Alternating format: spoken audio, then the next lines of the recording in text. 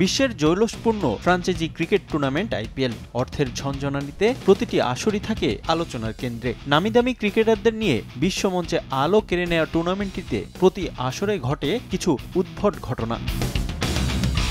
ক্রিকেটারদের আপত্তিতে আইপিএলের ধারাভাষ্যকারের তালিকা থেকে বাদ পড়েছেন ইরফান পাঠান। এবার আরও দুই জনপ্রিয় ধারাভাষ্যকার হর্ষা ভোগলে ও সাইমন ডুলকে নিয়ে গুমোট পরিবেশ সৃষ্টি হয়েছে চলতি আসরে। কিউরেটরের মন্তব্য নিয়ে সমালোচনা করায় আইপিএলে এই দুই ধারাভাষ্যকারকে নিষিদ্ধ করার জন্য বিসিসিআইকে চিঠি দিয়েছে ক্রিকেট অ্যাসোসিয়েশন অব বেঙ্গল। তবে এ বিষয়ে এখনও কোনো সিদ্ধান্ত জানায়নি ভারতীয় ক্রিকেট বোর্ড।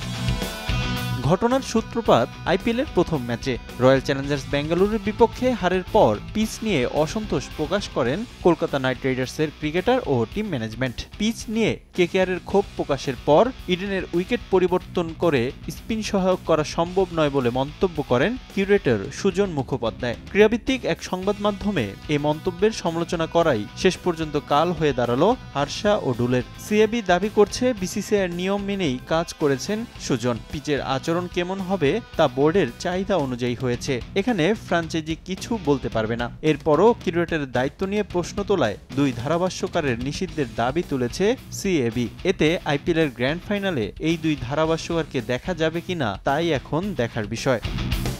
রিফাতুল ইসলাম মিরন, সময় সংবাদ।